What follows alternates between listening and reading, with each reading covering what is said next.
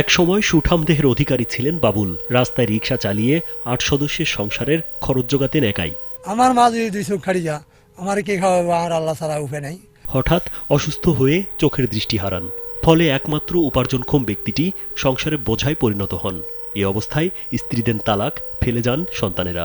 কিন্তু বৃদ্ধ মা তাকে ফেলে যাননি।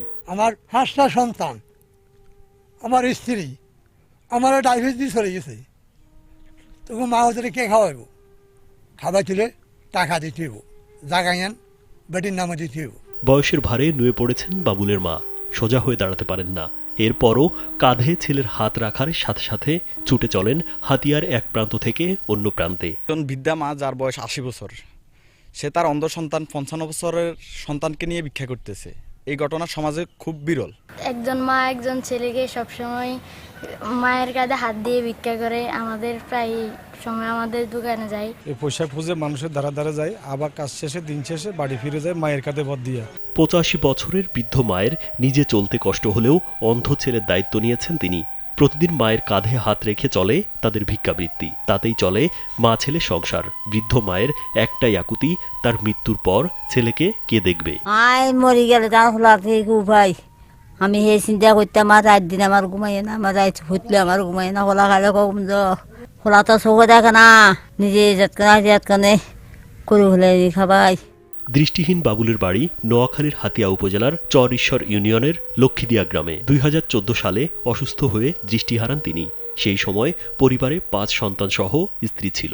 কিন্তু অন্ধ হয়ে যাওয়ায় রোজগার বন্ধ হয়ে গেলে দেখা দেয় অভাব। এতে বাবুলকে তালাক দিয়ে সন্তানদের নিয়ে চলে যান বাবুলের স্ত্রী। ঠিক তখনই পরিবারের হাল ধরেন বৃদ্ধ মা আয়েশা খাতুন। আমি আমার ছেলের যাই, যা তবিলে যা আছে, কে 1 টিয়া দেয়, কে 2 টিয়া দেয়। জল ভাত থাইলে খাই, নাহলে অনুভূতি দেয়, কে হল দেয়, সেইদিন খাই। ফুটা ন খোলা অনুভূতিতে খাওয়া না কিছু। নাতি উঠিরা আছে উঠাইছে, খোলার দিকে এখানে খবর হলো না, আছে না মরছে, এই খবর কানা খানা জিজ্ঞাও না। বাবুলের ছোটবেলায় তার বাবা তার মাকে রেখে অন্যত্র চলে যান। তাই তো প্রতিদিন হাটে ঘাটে বাজারে মানুষের কাছ থেকে চেয়ে চিনতে যা পান তাই দিয়েই মা ছেলে টানাটানি সংসার। মা হতে আমরা ভিক্ষা করি খাই, 10 টাকা ভিক্ষা করে খাইতেছি। আমার মা যদি মরি যা, আমার কি হবে আল্লাহ ছাড়া কে জানে না। 1 বেলা রাঁধলে 3 বেলা খাই, আবার 2 বেলা উয়ার থাকি। এলাকাতে কে খোঁজ খবর নেয় না।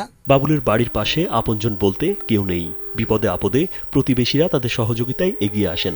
বর্তমানে বসবাস করা জায়গাটিও সরকারের খাস খতিয়ানভুক্ত। ওনার মা ওনাকে নিয়ে ভিক্ষা করায়, সকালে আসে রাত্রে যায়।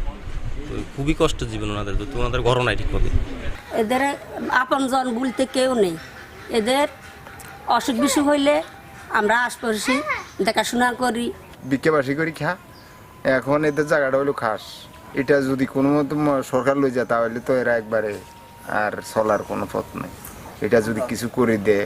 অসহায় মা ছেলেকে সহযোগিতার আশ্বাস দেন উপজেলা নির্বাহী কর্মকর্তা মোহাম্মদ আলাউদ্দিন। এটা জেনে আমাদের খুবই খারাপ লেগেছে। আমরা ইনশাআল্লাহ সরকারের পক্ষ থেকে যদি তার প্রতিবন্ধী ভাতা যদি না থাকে, আমরা এটা ইনশাআল্লাহ ব্যবস্থা করার চেষ্টা করব। আর তার মায়ের জেনেছি যে তার মায়ের বয়স্ক ভাতাটা পায়। এছাড়াও ক্ষতিগ্রস্ত পরিবার হিসাবে আমরা তাকে বিভিন্নভাবে আর্থিক সহায়তা অথবা অন্য কোনো খাদ্য সহায়তা দেওয়ার চেষ্টা করব। আর এটা জেনেছি যে তাদের যেই বসত বাড়িটা আছে সেটা খাস জায়গার উপরে। ইনশাআল্লাহ চেষ্টা করব সরকারের মাধ্যমে আমরা এটা বন্দোবস্ত করে দেওয়ার। রাজীব বিশ্বাস, কালবেলা।